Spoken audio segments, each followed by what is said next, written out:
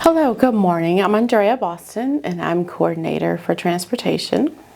We have two coordinators. I have my partner behind me, Mr. DJ, and myself. He works mostly with training and safety and I work mostly with operations.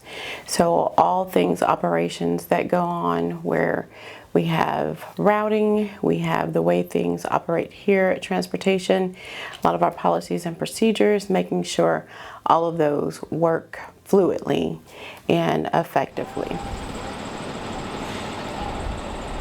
My name is Patrick Bolton.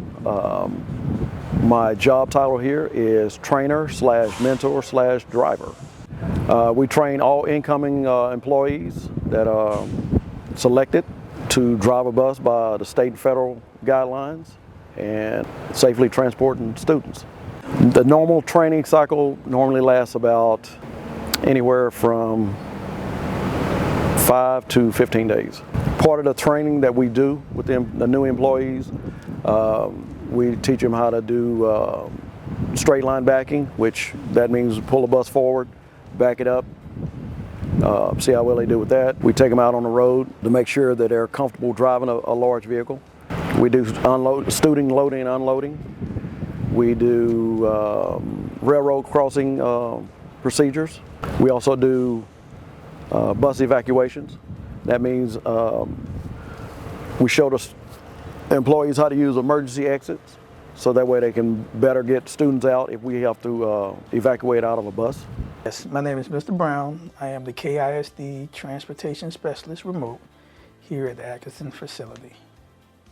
The biggest transportation challenges, well, I would say the biggest transportation challenges is just having enough drivers here to support the community and to support iKISD. We do very well with what we have, but we could always use more drivers.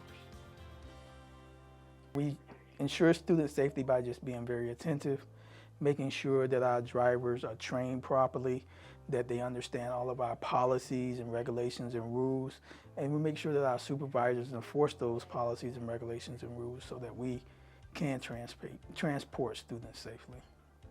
We manage vehicle fleet along with the, I do that with the help of my foreman. We do that with the help of others, with our maintenance folks. We make sure that we keep a accurate accountability of all the buses and where they are. We have various systems that we use. We use our Samsara system that tells us the location of each and every bus, where it goes, where it's supposed to be. And parents are also able to see where their buses go by using our EdgeLog system so that they know when their buses are coming to pick up their students. I communicate with parents and schools in several different ways. We communicate obviously by phone, via email, but we also communicate with them through our EdgeLog app, which allows them to, like I mentioned before, allows them to track our buses, and we're able to put messages in that system to let them know when their buses are going to be late, if their buses are going to have a sub driver, or if the bus breaks down. So that's probably the most effective communication method that we have, but the old-fashioned methods of telephone and email are always there. Staffers receive the regular CDL training, and then we have our annual training, things like our first aid, student management. We also have some training where we go to other sections within the transportation department to learn about the routing. I work with my foreman. He shows me some of the things that he's doing when it comes to picking sub-drivers for different routes when we have absences. We also receive training in technology because there is a lot of technology involved when it comes in the transportation department because we have to know how to track all of these buses. We prioritize special transportation needs individually by student.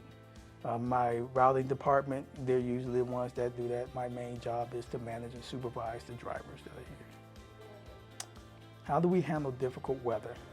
Well, it just depends. If it's raining, our drivers, to include myself, we're trained in how to drive in that type of weather.